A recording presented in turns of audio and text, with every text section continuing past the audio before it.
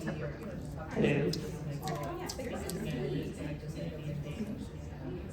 All right, we are going to go ahead and get started. Thank you everybody for joining us for Shed Your Corporate Armor. We'll start with just some introductions. I am Kelly Harbour. I'm the Chief Business Development Officer at Coulson & Storrs, 250 attorney law firm, Boston, New York, and DC. Coulson & Storrs represent. Love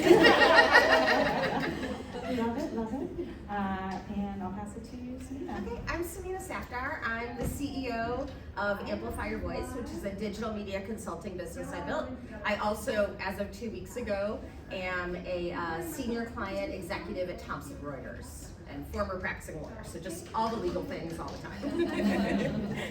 And I am Melanie Whitman. I am the CEO of Amplify Image Consultancy. So I am an image coach. It's interesting that we have the same word. We're just amplifying everything all over the world. So I work with female leaders. The majority of my clients are female attorneys on their executive presence and making sure that they are really owning every single space and place by using their nonverbal communication through their clothing. And a lot of the things that we really focus on is just, really helping business development and just really helping them show up as the best version of themselves. All right, so how did we get here? So I'm going to tell you a little bit about my story. I am very fortunate to have these two women beside me. I've worked with both of them. I've been their client. And I'm just a huge fan and essentially want them to be able to tell you how they help people like me and possibly like you. So it started with as so many things have. So I had a 2-year-old who was just about to turn 3 when things shut down, almost exactly 4 years ago, which is just crazy. And I, number one, remember wagering with my husband, like, this is 2 weeks and it's gonna be fun. We're gonna be home for 2 weeks with our little kid and we're going to spend time together and then everything's gonna be fine.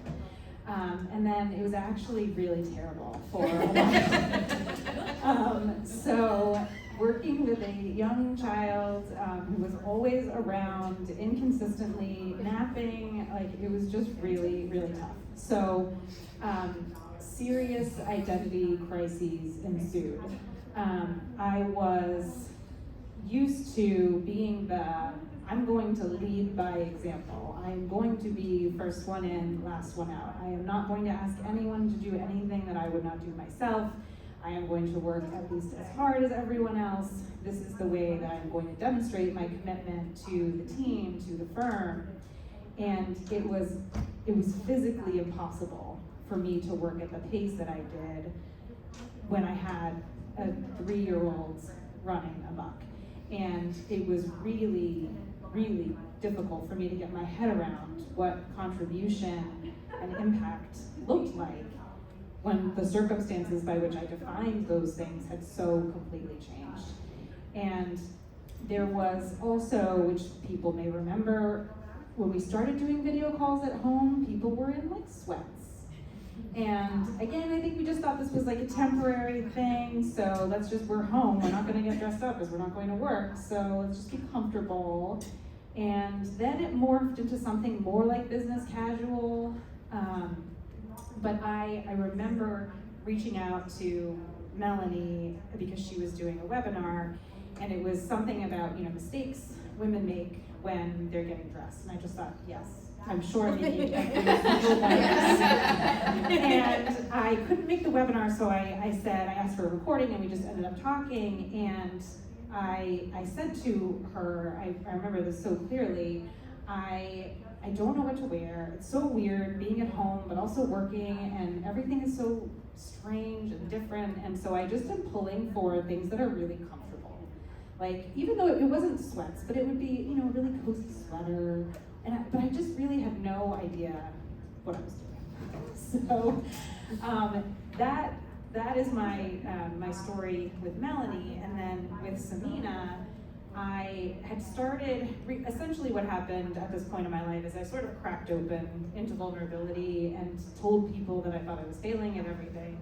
And it connected me with people in a way that I didn't expect. and I started to bring some of that humanity to my online presence as well, and I started doing more speaking, and Samina had her business, and I talked to her about really how to align my brand, the kinds of things that I'm talking about, in speaking engagements like this with how I was showing up online instead of just sharing like, this is a cool leadership article I read. And so that is how Samina has joined us. So what I want to do is spend some time, we're going to tackle sort of 3 topics. And the first one is myth busting. And I think this one, I really like this whole idea because I think there are so many myths about how to do this and how women should know how to do this or not know, or whether it's just again something that you follow the trends or those kinds of things. So I want to start with Melanie, and let's start with that basic premise that women should just know how to do this, that they should know how to get dressed, they should know what to wear because we are women and we care about fashion. Yes, super, super interesting. So I hear this all day, every day, is that having my clients be super high achieving, there's actually, they go to war with themselves each morning getting dressed. This is hard. I have this closet full of clothes. I don't know what to wear. However, I'm a perfectionist. I'm high achieving. I've won like huge court cases. The only thing that maybe I can't do is negotiate with my toddler. I've been getting dressed since I'm 3. Why is this hard? There's something wrong with me. And it really, we go in those spirals, and we've seen it in other parts of our life as well. Like we immediately go to like a worth identity, like this is hard issue. And no one ever taught us how to get dressed. The majority of things that we've picked up about how to get dressed were from like YM and 17 magazine. We're all kind of around the same age, right? Maybe some of you are a little bit younger. So you get into like influencers, right? Of like, this is what you should wear. And the majority of the information is not tied to self-worth. It's here's how to look taller, here's how to look thinner, here's how to like land your rich husband. And it is not promoting you embracing your body, loving yourself, and really tapping into what your confidence is. So when you were thinking, oh, I should know how to do this, why should you? I went to fashion school. I grew up in the fashion industry, and I still struggle to get dressed. 41 years of my life was spent in fashion, and there are some, like, when I figured out what I was wearing, like, I was 2 seconds struggling because I was like, okay, wait, are the pants gonna fit? Like, all of the mishigas that goes on in your head goes on in my head, and I have to coach myself. So it is 110% a learned skill. That woman that walks in the room and you're like, ooh, like, what's she wearing? She's got it going on. She has created her own formula that has been the easy button for her. So it's really not something that you're really born with. It's something that you, in fact, have to take some interest in and figure out your own strategy. That really appealed to me. People who know me know I'm a super data person, and I like structure and frameworks. And I was saying earlier today to Hannah, I said, now I feel like when I go into a store, it's like the Matrix, and I see it fully encoded. Like, I know what I'm looking at, I know what flatters me in terms of colors and cuts, and I'm not just like wandering aimlessly, looking at something that I like, and then really being depressed in the dressing room.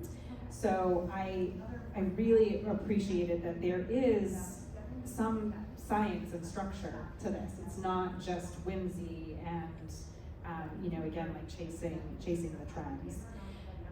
So the next myth is a lot of women, and I'm gonna turn this one to you, Samina, tend to operate under the assumption that being quietly excellent is the way to get ahead. So let's talk about that one. Yeah, this is a favorite topic for me because I definitely used to ascribe to this as well. And whether it's the household I grew up in, whether it was being a woman, whether it was growing up in a immigrant household, I'm half Pakistani, I thought you just put your head down and you work really hard, and your work will be noticed and you will be rewarded and you will become a partner and you will get clients and you'll live happily ever after. And that just doesn't typically tend to work.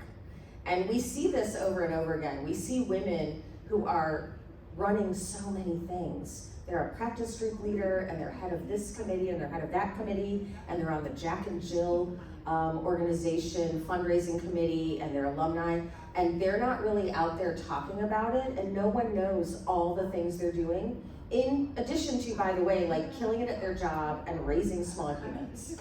You know, like, I realized when I started working, coaching people on their digital presence and how to embrace their personal brand, that women, I will say women and men of color, both, I guess all three, tended to downplay the things they were doing, tended not to talk about those things online because they thought it was braggy.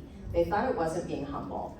And this happened over and over again. And I was also coaching a lot of law firm partners, so, a lot of white men. And I never heard this from them.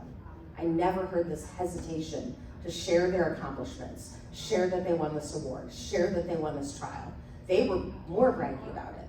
And so it really made me realize, like, there's a disconnect here that we're intentionally hiding our light. We're kind of waiting for someone else to notice us. And nobody cares as much about our careers and what we're doing as we do. But you know what? Your loved ones do care about that. And your friends and your colleagues, they want to know what you're doing, but you have to use your voice to put it out there. Because again, I think there's too many associates who go into law firms and shut the door and work their 80 hours a week, and it doesn't get them ahead. But John, who may have only billed 45 hours, but is making sure to go to certain events, is getting ahead. Not always. Obviously, these are generalizations. But it just made me realize this is something uniquely that women are dealing and facing with, and this is actually a documented thing as well. The self-promotion gap is something that's been studied over and over again. There's reports out of Stanford and Harvard about this, where men and women will get the same score on a military training test. Girls and boys in 6th grade will get the same score on a math test, and the way men and women talk about their performance is vastly different. Women downplay it. So, if you have thought this, don't beat yourself up over it. We literally all think this. And it's just a matter of recognizing that, I think, and going, okay, I can share what I'm doing. I just need to learn what is a way to do it that feels authentic to me and my voice and my brand. Yes, I'm curious, because I feel that hesitation. Do other people feel this hesitation of, okay. We are not alone, and we should be proud of the things that we're doing and not afraid to talk about them. So another myth is that investing in working with women like Melanie and Selena is expensive, it's a luxury, it makes me feel maybe vain to be thinking about hiring someone to help me figure out how to dress. There are a lot of reasons that people might hesitate to invest in themselves and their image and their brand, and I'd love to hear from both of you on this one. Yes, it's interesting because there's typically a hesitation a lot of times because of that investment. And this is everyone's next career move, is what I always say to a client. Like, you will hire a resume writer, you will hire a speaking coach, you will hire someone for all of these things. However, I've been told by clients, potential clients, or just women in general, that there's a hesitation to do the thing that they need to do, whether it's for business development or bragging or going to a networking event, because of the fear of that they're going to get it wrong. So therefore they blend in and they don't show up as their fully expressed version of themselves. So there's a huge disconnect between, their accomplishments and how they're showing up. And it is sort of, it's not like bragging, but you actually owning your presence is you actually saying, like, I'm here to take up space. I need to stand out, and I want to be part of the conversation. And it's super interesting is a lot of times when I'll break it down for a client, they're actually spending more money buying things that they don't wear, or trying to come up with a solution, or using a subscription box, or using Rent the Runway, or doing all of these things because they haven't figured out their specific strategy. And They also, which I hear from literally clients all the time, is that an event like this will come up, they will put it to the back burner, and as women, we are all doers, then they go and they are, I need to go in action, and then they go and spend $800, $1,000, and they panic shop, and they buy something like the suit that's $1,000 that like 3 weeks ago they never would have bought a $1,000 suit, but now it's go time and they need it, and they're like literally all bets are off. So if you quickly will look at the juxtaposition of the amount of money being wasted on not having the solution, and the coolest thing, and I'm sure Kelly can speak this, my favorite thing to do with women is like, let's shop your closet and figure out what's working, and let's also make sure that you are no longer buying those panic items that literally in a week you will end up hating, because that is that thing, because you like, it's that paint this image of a person, of how I'm gonna be, and then like 2 weeks later, you're like, what is this thing? Or the kicker is you go and buy the thing that you already own. You're like, oh, black sheath dress, this is great, I need one. And then like, oh, you go home, I'll put it next to 4 other black sheath dresses. So with a strategy in place, you're actually ending up saving so much money. And it's also really building your own personal brand. So it's something that you were thinking about longevity as opposed to like, let's just keep on shopping. Yeah, and I would echo that. You know, I work with people on honing their personal brand and then finding ways to share it authentically online, which people needed to do this before COVID, but they really need to do it now that we're working from home, we're not always in the office. You've got clients in other parts of the country, the world, whatever. They don't always have time to meet with you. If they're in the office for 2 days, they may not want to meet with you. They probably want to meet with their own colleagues or their own clients. So, you know, I see it as you're investing in your brand. You can go to a conference and meet a bunch of people, but online, you can meet people any time of the day or night without getting up from your keyboard or your phone. And I also see it as it really is you learning how to marry, like Kelly said, your online persona with who you are. You know, I kind of fell into this work because I got voluntold into a social selling pilot in like 2010 at my first go around at Thomson Reuters. I didn't want any part of it, but when I met with a client, a new client, you know, he was referring to things from his background, and I said, oh, you have a pretty varied background for a chief business development and marketing officer in a large law firm. And he's like, well, didn't you look me up before we walked in on social media? I looked you up. And that's when I did go deer in the headlights for a minute, tried to recover. But I realized whether I want to engage with my online presence or not, people are engaging with me there. They're getting an impression of me when they hear my name and they Google me before I'm in the room with them. So I might as well make sure what's out there really reflects who I am. And once I started sharing on social media and then writing articles and speaking at conferences, which I have that woman in the back to thank for a lot of that, she really encouraged this. I realized I felt so much better and happier about who I was and the skills and values I brought to the table, because people really resonated with it and said, you're so authentic. And I'm like, that's just who I am. But once my kind of persona out in the world matched that, it really improved my well-being, because I felt like I could be who I was and people were seeing me even if they had never met me or never worked with me. And so the one thing I would say is I honestly think it's a good investment of time because it will help you prevent burnout. If you feel like you can't be the person you are when you walk in your office, when you turn on the Zoom screen, if you feel like you have to be someone else online, that gets really old and tiring, and it takes a lot of mental energy, even if you don't realize it. And that is how people burn out, I think. So before we move on to the next topic, I'm curious, I feel like there are hundreds of myths about this kind of stuff. Is there anything that anyone's thinking about that's like, I wonder if this is true? Any myths people want to ask our experts here before we move on? Yeah, Ashley. Do I actually look as bad as they think I look when I'm on Teams? No. Oh my god. When I'm looking at myself and I'm going, oh god. I have to tell you that Teams, I think, is so much worse than Zoom. I wish that people would just like go to Zoom. Like whenever anyone's like, I'm gonna send you a Teams link, I'm like, why? However, that is terrible, and I just think that the lighting and all of that. But there are a few things I think that you could probably do to just improve your overall, like, here's the 3 things I should be thinking about when I'm going on a virtual meeting. So you could feel like, okay, I'm owning this space as opposed to I just like winged it. One of it would be to just be like super intentional about the colors that you're wearing. Black, white, and red on video are not good. Like it's just like, it's an old school like TV thing. It's usually draining. Wearing jewel tones like burgundies, pinks, blushes are immediately gonna make your face light up, so you don't have to feel like I'm wearing so much makeup. The other thing is also be really cognizant about colors.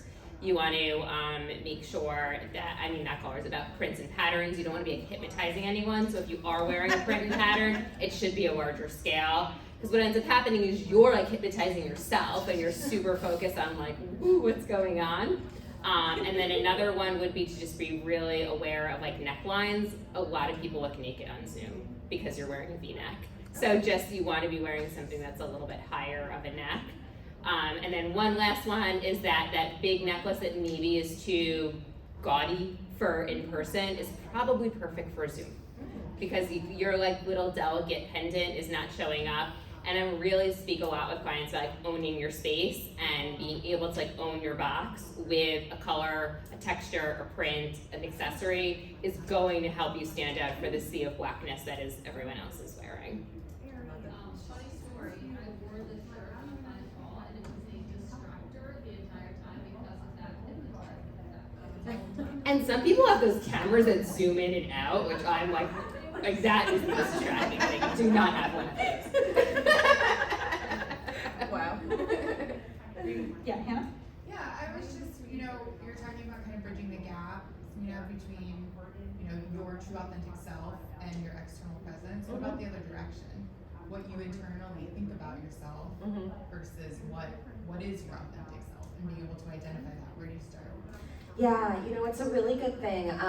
When I first started, hung out my shingle to start this business, I thought I'd just go straight onto LinkedIn with people and say, oh, let's look at your profile and weave your personal brand in. And then I really quickly realized a lot of people haven't really intentionally sat down and thought about their personal brand. They haven't thought about their why, the reason why they get up on Monday morning and go to work, the reason why people love to work with them, clients or colleagues. And so I started actually taking a step back and saying, let's do a personal branding workshop where we just really stop and get introspective and think about some of these things. And all the time, I'll ask women and they'll say, oh, I don't know. And I'm like, I used to start with the question, what are your strengths? And then I realized like it was hard for people to start there because they're like, I don't know. They felt shy all of a sudden. So now we start with things like, tell me why you went into this field. Tell me why you chose this practice area if you're a lawyer. Tell me why you chose to do marketing in a large law firm. You can be in any industry, and starting to get them to talk about these things. And it really helps, I think, when you just stop and ask yourself a few questions. It really helps you go, oh yeah, this is what always happens. I have about 10 questions I go through, 10 exercises, is I'll end up having to go back to prior slides. Because once people start really thinking about this, they're like, oh, this is a skill I have. I have a friend who's the chief marketing officer of a legal tech company, and she never really thought resilience was one of her superpowers. And then 3 different times people commented on how resilient she was. And she had just taken for granted because she had been a marketing person in a big company like Thomson Reuters, a big Fortune 500 tech company, and little startups. And she said, well, that's just what you do. The product launch gets pushed, or something gets taken off the shelf, or you realize your competitor came out with this AI thing and you pivot. But so she actually started realizing, oh, this is one of my skills and strengths is my resiliency. I have it on a level other people don't. And so once you start kind of looking and investigating this, I think it really helps you marry it all together. What's inside and what of that you want to put out to the world.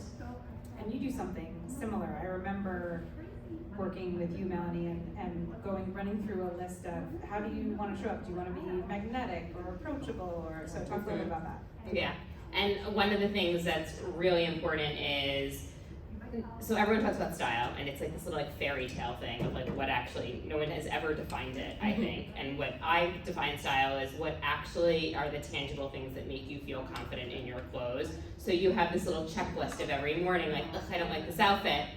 Oh, I love red. Like, let's throw red on. I love leopard. I love this texture. So you can quickly know like how to really easily achieve that. But even more importantly, it's making sure that it's attached to your values. So, and understanding what are the messages that you want to put out there, like what is someone that you want someone to something that you want someone to think when you walk into the room, to make sure that you're always sending that message.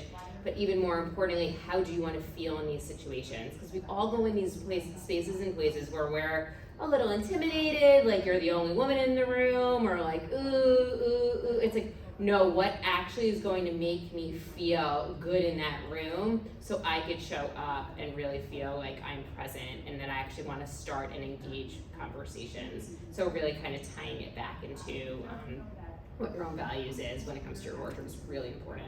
Love that. Yeah, so I segued the slide because it just was a perfect segue to one size really fits one. We were joking when we were prepping for this session, there isn't actually a Sisterhood of Traveling Pants pair of jeans that fits and flatters every single person. Ew, So, I would like that. It would be really fun. But,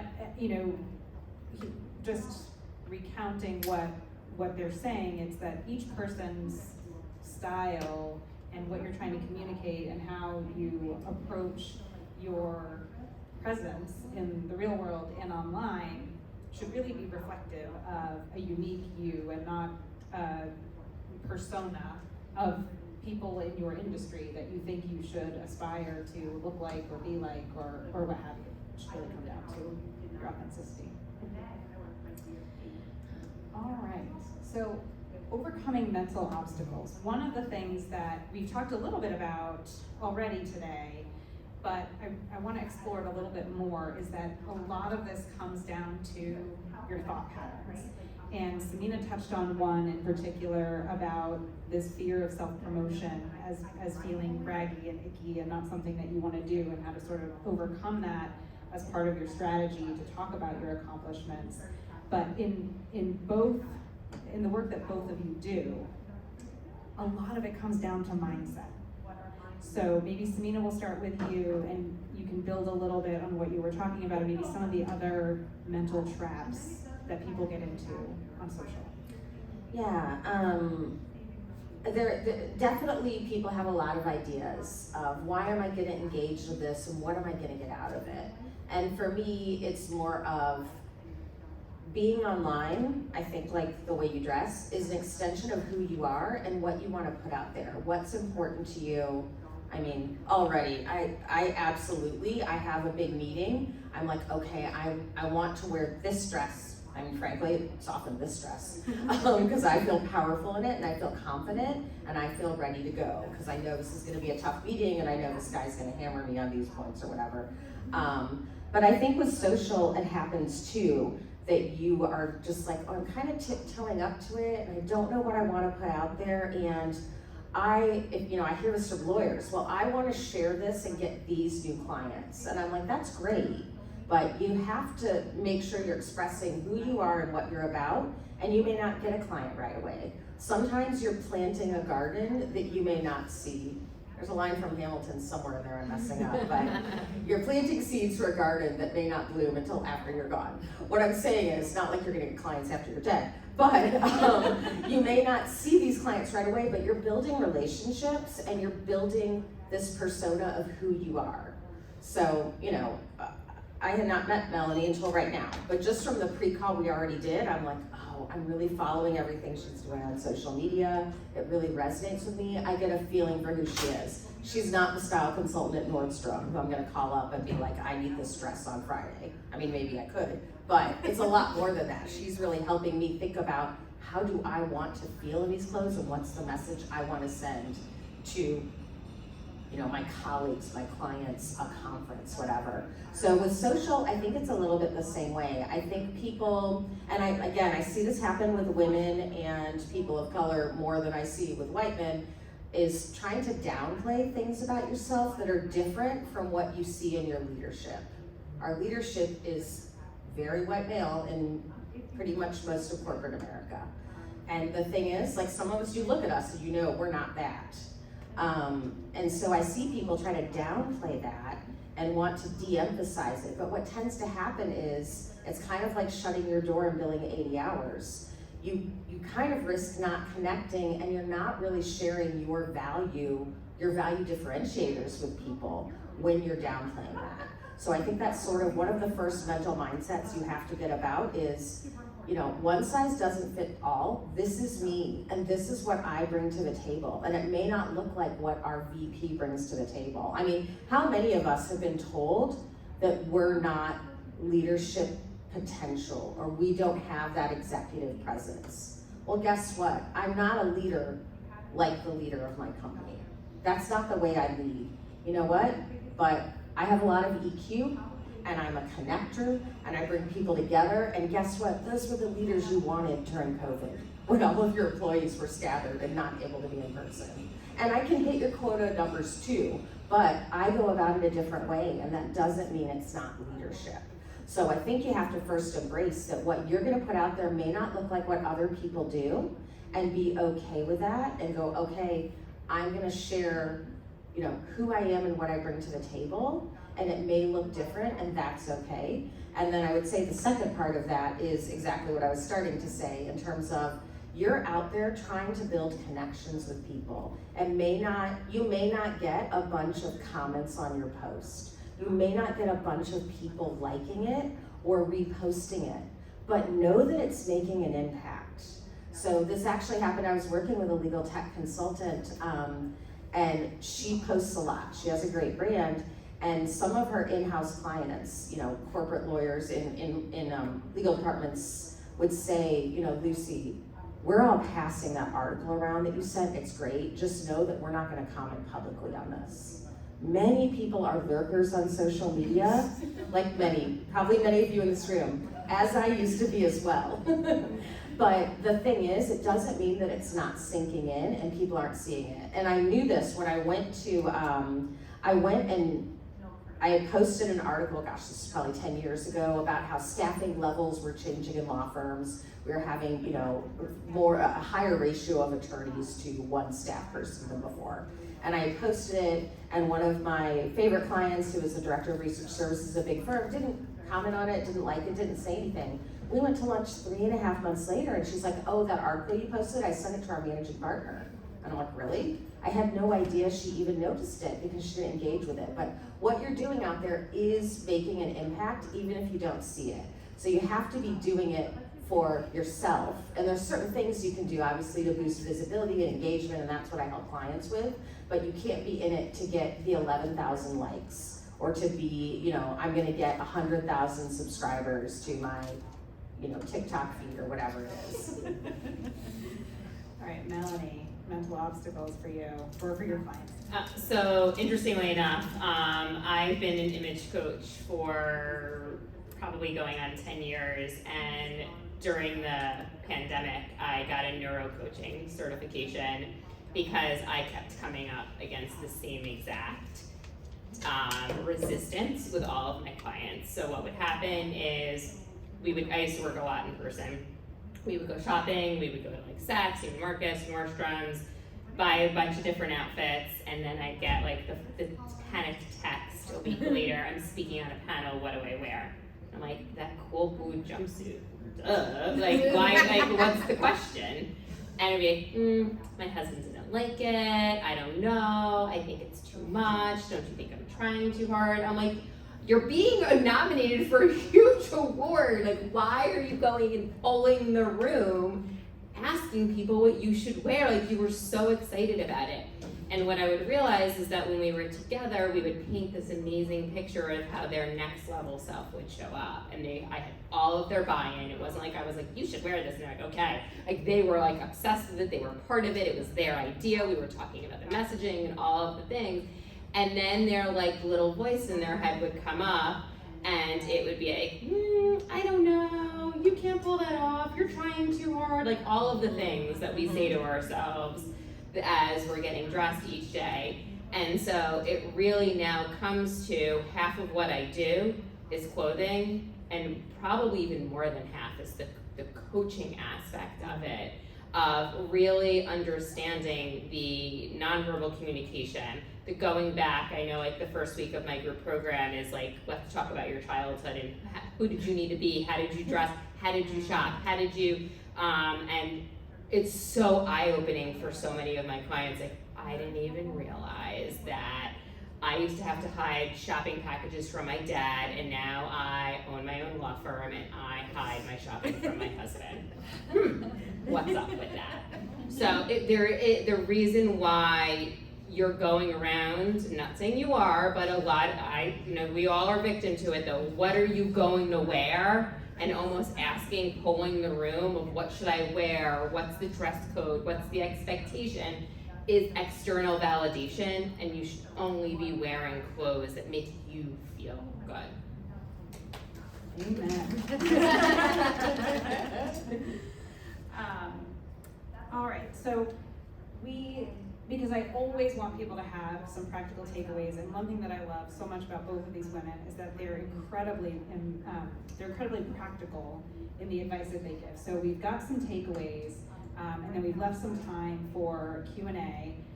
But I will pause here before we move on to their top 5 to see if anybody has anything. Yeah. First of all, thank you, this is so good.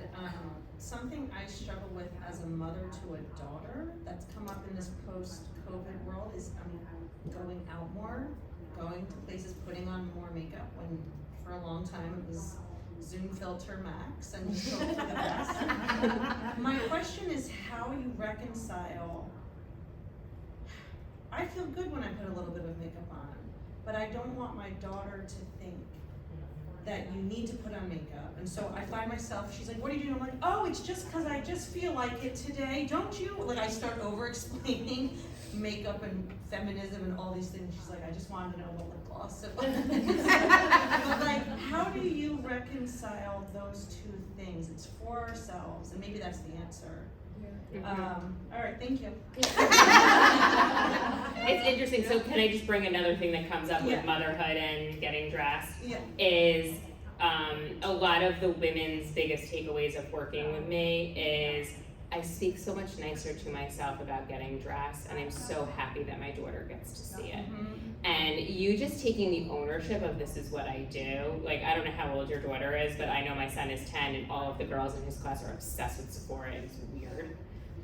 So like, just kind of being like, this is for me, and this is what makes me feel that I'm not doing this because society told me to, and it is I think really powerful, but just really to also know that all of our children are watching. Like even my son, like will sometimes like we'll say things about some body insecurities and all of that, and it's really important that the way that we look at ourselves is through a lens of we are perfect the way that we are. We do not have to fix ourselves. And that image is so often presented to us in that, again, how to look taller, how to look thinner, how to look all of the things. So really being like, how do I be me is the most powerful, I think, example. Thanks. All right, we'll jump into top 5, and then we should have some time for questions. So where do you begin if you have enjoyed what you've heard, which I hope you did? Melanie, we'll start with your top 5. So mine kind of goes back to one of the question that was asked before, is we really are showing up in so many different places and spaces right now, and there are so many days when you may be on a Zoom call in the office, or going to a kid, picking your kid up from school if you're working from home, and it's really that how do I have a strategy for each and every one so you don't go into that tailspin. So if it's as simple as I wear blush on Zoom and a necklace, or I know when I speak on the stage, I want to wear this specific color. Like, just make it easy. Like, we don't overcomplicate every single thing. If you could just figure out, like, in person I do this, on Zoom I do this, on a panel I do this, at pickup I do this, at a kid's birthday party I do this, and that is my favorite thing. Like, these are the two things when you're going in this situation, focus on this. Like, focus on shoes, focus on that, and so you know where to start. I feel like that's where we all go into our closet. What do I wear? It's like, just ask yourself the first question and then go from there. The second thing is really developing a signature color palette has been the most game-changing thing for myself and for all of my clients, where it's a really easy way to shop and be like, these are the 3 colors I wear and I'm totally fine with it. The cool thing that gets to happen, like my shoes match my suit. Like that wasn't intentional, they were bought at 2 completely different times. All of my clothes like beautifully go together, and the same thing with Kelly. Whenever I see her, she's in a very similar color palette. It makes everything mix and match, and especially if you travel. And that really comes from like, you can get a color analysis, that's great, you can do it yourself online, but really then importantly knowing like, these are the 2 colors I wear together, this is how I add interest to an outfit. It makes things so easy. So I wanna just jump in there, because when I started working with Melanie, I had like the total rainbow in my closet, like every color, and when I would go shopping, I'd be like, you know what I don't have? Something that's lime. Something that makes you sick. Bring that in. Or like, I don't know, turquoise. And then like, it's just this sea of whatever. And now I know like navy, red, camel, pinks, that's kind of and off-white, that's kind of my palette. And so as Melanie said, it's so much easier to put things together. And the other thing that I'm gonna just throw in as a bonus tip, when you're packing to go on a trip, start with your shoes. Mm-hmm. Yeah, that was my LinkedIn post yesterday. Was start with your shoes, wear 2 colors, and layer, because it's always freezing in all of these places. Pay attention to texture. I think it's the most overlooked thing in the whole entire world. Texture being leather, suede, tweed, velvet, wool. It's a very easy point of connection. If someone looks like, if you touch you could be soft. They actually, like, you're coming across as friendly, like, I wanna touch you. But that's an amazing way to add interest to any sort of outfit. And structure and fit are super important. And I'm not just saying like your clothes should fit, like the messages that your clothing is sending, a lot of them have to do with how severe they look. So like if you are a litigator, your clothes should be very structured and very fitted, because it's like, I'm going to battle in here. When if you think of like bohemian, very drapey, and I'm giving you very big extremes, that's like, oh, she's so friendly, she's so nice. So knowing the messages that the fit of your clothing is sending is also another thing to be thinking about when you're getting dressed. And then prints can be super, super powerful. They really add interest. I know a lot of my clients, when they first come to me, are a little bit intimidated by prints. The first thing they always say is, well, someone's gonna remember I wore it. And I always say, no, they won't. Like, we have better things to worry about. However, if you know how to, like, what are the few ways to kind of wear them, they will look like completely different outfits all the time. And then I also just invite you, if there's any of these like that you're curious about how to incorporate them, I have 7 bajillion examples of outfit ideas. It's like my dirty passion of putting together. If you follow me on LinkedIn, I put together all these little ensembles. I will send you some ideas. So if just message me on LinkedIn being, I'm really excited about texture, and I'll send you some like outfits with texture. And I just encourage you to like try one of these in the next few days.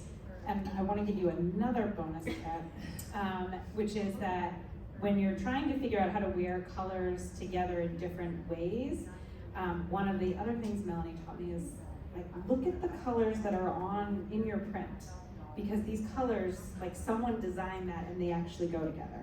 So I may not have thought that like these colors would work with navy, like this purple or this like mustardy yellow, but this is like, look at a scarf and you can look see, at the rug. Like someone with a degree in art like designed all of these things. So if you think that you're not creative, go and steal someone else's genius and make it your own. No, it's so true, and it seems so obvious, but for me, it was just really eye-opening. So in case it's eye-opening for any of you, it was really helpful for me to think about, especially sort of non-traditional kind of color combinations. All right, so I'm gonna go to Samia's top 5. Okay, so mine are really practical in terms of social media, but also in terms of your personal brand.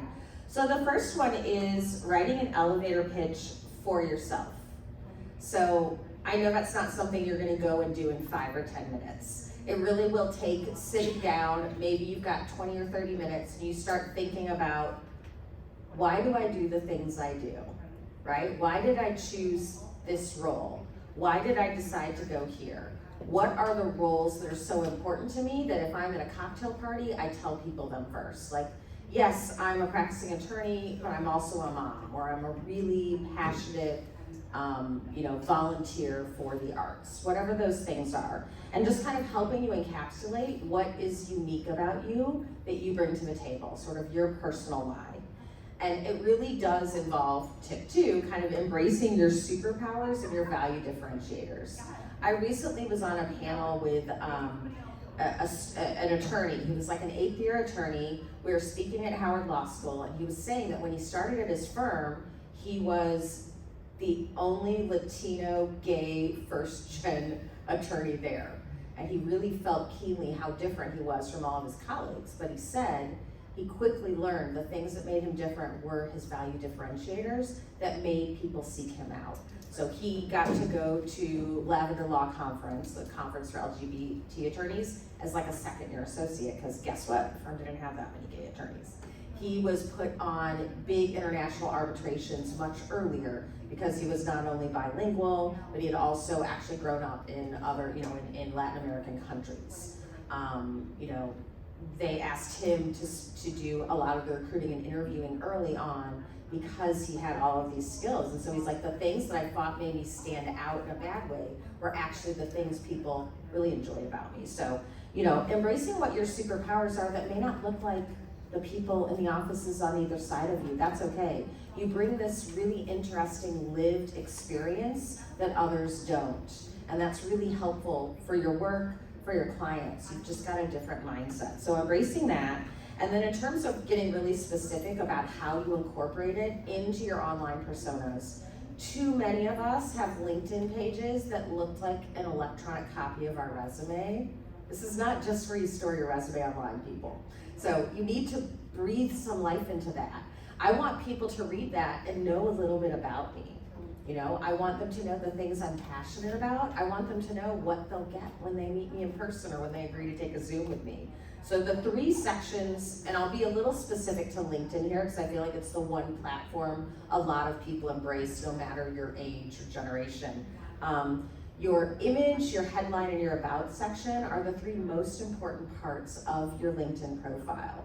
So, and I don't just mean your headshot image, that is one of them, but that banner image behind you at the top of your page, by default, LinkedIn makes it a series of gray tones. Well, that's not exciting. Doesn't say anything about who you are, what you're about, what you enjoy. And you can upload any image there now on LinkedIn. So think about, is there an image that's from a place that's important to me? Do I want, do I work in big pharma and I have an image of pills or something? It's something that just kind of goes to your personal brand. And then the headline is that title that appears below your headshot at the top, your name, and then the headline below it. By default, LinkedIn takes it from your current role. But a lot of people just have their job title there: attorney, associate, marketing professional. And you can have quite a few characters there. You can say, I can't remember what yours says, Kelly. Legal industry change agent. See how much better that is than her actual job title, right? Mine definitely talks about, my passion for diversity, equity, inclusion, innovation, and legal tech, that I'm a speaker and an author. So when you comment or like or post anything on LinkedIn, all people are gonna see is your headshot, your name, and that headline. So make sure that headline captures a little bit about you that just someone who sees you comment on something will see. And then the next thing is that about section. If you do nothing else, that is the most important part of your LinkedIn page. A lot of people don't have an about section because when they filled out LinkedIn really quickly, when they were like in grad school, they were like, I don't know what to put here, I'm just gonna skip it. Or they've got a about section that is their cut and pasted bio from their company's website. Okay, so that talks about your professional accomplishments. It doesn't really tell me who you are, and also it's generally written in the 3rd person. That doesn't connect with people. And again, everything I'm telling you, I have done. So please don't think I'm passing judgment on you. I was you when I got voluntold into that pilot. But that about section is really where you can show who you are that isn't on paper, that your resume doesn't reflect. How many of us have not gotten that one specific job title that we wanted? And we've been trying and trying. But maybe you've done a lot of that work in your volunteer work. Maybe you've done that volunteering at your kids' school and running all their fundraising for 3 years. Sorry, that's really specific. That was my example. But so that's the place where you can really put that all in and give people an idea of who you are and things that they'll connect with and say, oh, I do want to accept that LinkedIn request. Oh, I do want to take that meeting. Oh, I do want to meet her for drinks at that conference, whatever it is. So if nothing else, that about section, just embrace that. And then in terms of 4 and 5, I didn't say this when we were talking about overcoming mental obstacles, but one of the things I run into with my coaching clients a lot is people want to go 0 to 60 on social media because we're all super high achieving women, right? And this is what we do. Like Melanie said, okay, I'm gonna go spend $1,000 so I can buy the suit so I can do this right now because I'm ready to go. You don't have to approach social media that way. You can start small just by commenting on things. Commenting is the #1 thing to do on social media, whether it's on TikTok or X, Twitter or Facebook or Instagram, but especially on LinkedIn. Commenting is the #1 way you boost the visibility of a post in that algorithm, which is determined in a big shadowy black box that we're never gonna know. People like me study it, we still don't know. But the comments that a post has is what boosts its visibility and its score. And so if you start commenting on other people's posts who are important to you, clients, colleagues, loved ones, whatever, it helps their posts, but it also builds that connection between you. They're more likely to engage with your content. And it's a way that you can share things that are important to you without having to think up a post. You're just commenting on a great article that Kelly posted about leadership, and you can say, oh, I've actually seen this in action and I completely agree, or this is something that we've been talking about a lot at my company as well. It takes 2 seconds to add a 1-line comment, and it really makes an impact, and it's a way for you to start getting used to being more than a lurker on social media without it being super scary, feeling like you need to create these awesome posts that are paragraphs long with lots of images. And even I do this all the time with events, right? If I see a great event but I'm not gonna be able to attend, I'll say, ooh, this looks like a really great event. I hope someone will be posting takeaways, or, oh, this is something clients have been asking me about, or definitely the time is right for this, anything like that. If I couldn't have come today, I would have put a very sad face emoji about missing this panel. So if I had gotten stuck in New York, I did when all the trains stopped running. And then, yeah, yes, it was. I really wanted to be here because I took a very expensive Uber with very kind Georgie who got me here. Anyway, and so that's what I would say too, is just be authentic. You don't have to button up in your lawyer suit or whatever suit if you're not a lawyer and just keep things like, oh, I'm going to post this article from my colleague. Add a comment. You're curating things because you want people to know why they should bother clicking on it. And it's a great way to put your personal brand out there without you having to do work, right? So if Melanie's put these great things out here, I might reshare that and say, I always texture is the last thing I think about. Some great tips here from Melanie Lippman on how to incorporate it into your wardrobe. Doesn't have to be long. And one bonus tip on social media is when you're connecting with somebody, when at all possible, add a personal note instead of just the default link. I'd like to add you to my professional network. Yeah, nothing more says it's definitely all about you and not them than that. And honestly, I'll look back years prior to see how I met somebody. I looked to that message because I always say I met you at the Follow Friday conference. It was great to chat, whatever. Yes, also good for memory triggering for those of us who are getting up there in age. So these are our LinkedIn QR codes if you would like to connect with us, and we have a few minutes for questions. Yeah.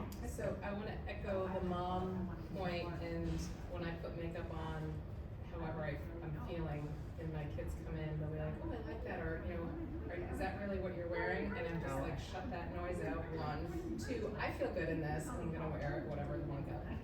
But question is, how do you dress when you're not feeling it, right? I put on all dark clothes, I'm like, this is how I feel feel like my soul, right? So I go out, everything around me is dark. Did you watch Lessons in Chemistry? I read the book. Okay, so their daughter's name is Mad. Yeah. Because when she had her, she was mad. It always makes me think of that. You want to do the exact opposite, is what it is. So if you're feeling like garbage, you want to put on your best outfit, and I have to tell you, it's such a quick fix. It's like, if the last thing you want to do is go for a run, you probably should be going for a run. I don't run. But like this morning, I didn't want to do a meditation. Running a Kristen marathon? is training for the Boston Marathon. Oh, yeah. Super runs. I have to have those conversations Yeah. multiple times Yeah. a day. So it's normally the thing that you don't want to be doing is the thing that you need to do. So it's just flip it on its head and just go and do it. And the other point, I guess, for the group is when I started out as an associate in corporate world, M&A, all private equity, I was the only woman. And when I was younger, I realized if I was wearing something that wasn't just black trousers and a Brooks Brothers blue buttoned-up shirt and my hair was tied back and I tried to look like a librarian, I'd get like the creepiest guys talking to me and instead of my work and everything like that. So I did that for the longest time so that they wouldn't look at me. I did everything possible to make me not look feminine. And then at some point, I think thought to myself, this isn't a good example for them, the junior associates. And at some point I said, I'm good enough at my job, I should be respected for that work.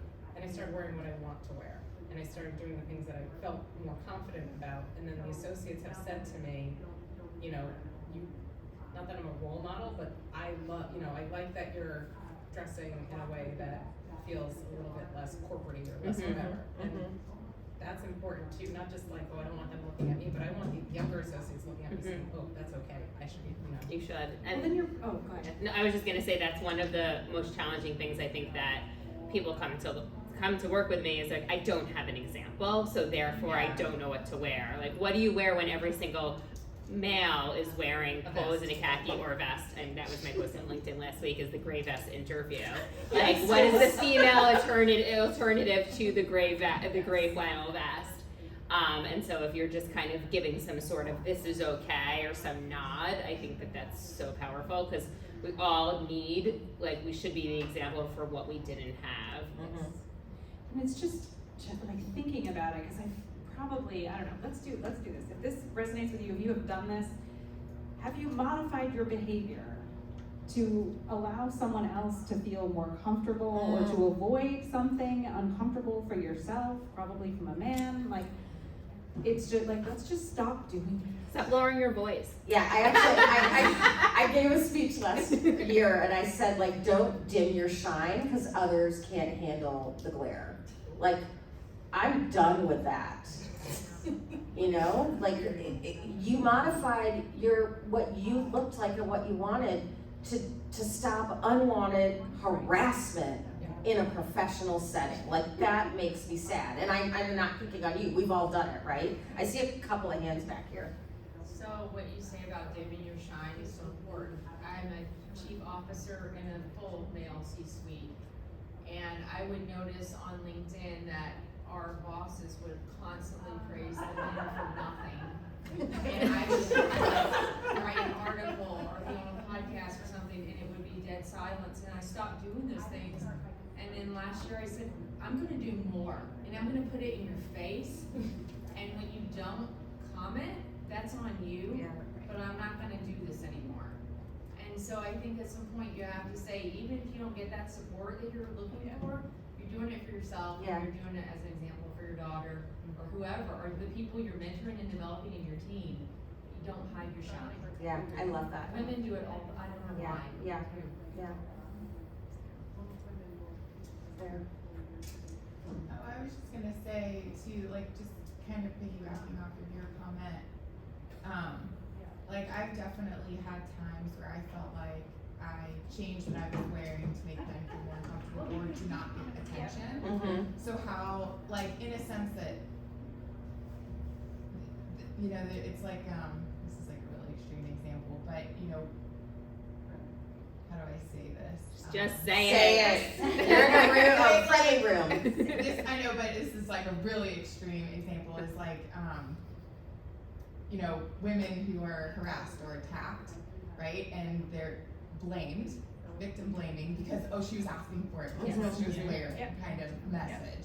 So it's a very extreme example, but I do feel like that happens in the professional world Yeah. where you shouldn't wear that because you're not gonna be respected because, your blouse is lower or something like that. Like, I just feel like there's also that, and I feel like that's part of the guilt that I feel like we sometimes as women, I'm thinking about how is this coming across or something like that. And it's always, I must have done something wrong. It's Right. As opposed to like, Yes. you did something wrong because you're. Yeah. Right. Yeah. Yeah. Right. Yeah. But I think it's just important of just number 101 is understanding the messages that your clothing you're sending, and then if you have like these guidelines of knowing it, and it may not be 100% like, oh, the shirt is low cut or the skirt is too tight. It's like red sends this color, this fit sends this message. I think if you know what you should be doing, you could lean into that, and that's what I feel like every single dress code is what not to do, not what to do. And that's where the vest situation is really hard, is because men have the easiest business casual, and this transition has been super, super easy for them. They just put on a polo, they just put on that. And as women, I feel like everyone is so quick to be, you got that wrong, but no one's there to say like, this would have been a better alternative. So I think if you have like, these are the 3 things I should be focusing on, and this is the message it's sending, you know what to lean into, where it's like, I don't even know where to start. Yes. One more. I just I don't even know if it's a question or if it's a statement, but I'm a young entrepreneur, and I'm somebody that I will say it took me up until I was 30 for me to actually appreciate my body and how I look in certain things, and wanting to accentuate certain areas without feeling like I'm drawing attention to myself in a negative way. And also I worked in corporate America for 15 years, and then recently I made that switch. But sometimes, I like a suit and stuff and a vest or whatever, but I find myself more in areas where I'm like, I like to show my skin. I like to show, my collarbone. I like to be, sometimes I might want to show my thighs if it's, if the weather allows. And I don't want it to come off as unprofessional, because I am still professional, in my opinion, and I guess that's all that matters, right? But I just wonder what that, especially as somebody that's a stylist or somebody that guides someone in that realm, like where do you direct them to? Do you say, maybe do you try to stay away from giving them guidance on what's conservative, what's not, and do you just, keep pushing them in the direction of what makes them feel good as opposed to what's being portrayed as what is appropriate? So, as Kelly is a client of mine, if you realize or you didn't realize, all of the things that Kelly does is her own idea. None of them are my idea. And that is the most important thing. I was a personal stylist for 5 years, and when I gave that situation of like the wearing the blue jumpsuit, I felt like I was part of the problem. It's really honing into what makes you feel good, what makes you show up fully expressed. Unfortunately, working in corporate, working in male-dominated fields, we're already at the point of saying shoulds, what dimming, and all of those things.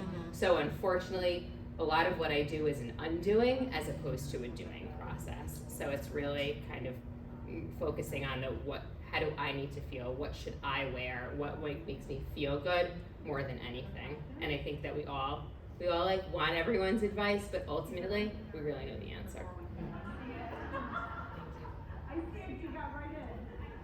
Yes. So I want to echo that just with my own personal experience. I also worked in corporate for I'll speak up. Okay. You're just loud over there. That's okay. I also worked in corporate for a little under 10 years, and a struggle for me in how I dressed. I hated working in an office because I had to conform to certain clothes that just didn't make me feel comfortable. And one thing that I struggled was the balance of sneakers and how to bring that to professional level, because it's like, to me, I'm still professional, I still have everything else, and I just feel more comfortable in sneakers. They're nice sneakers, I paid a lot of money for them. So how do you balance that too?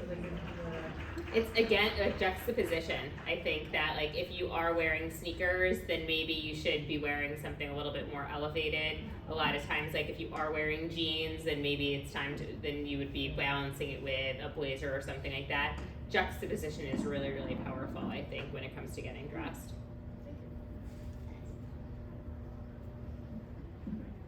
All right, we are a few minutes over. Thank you, everybody, for hanging out. Thank you.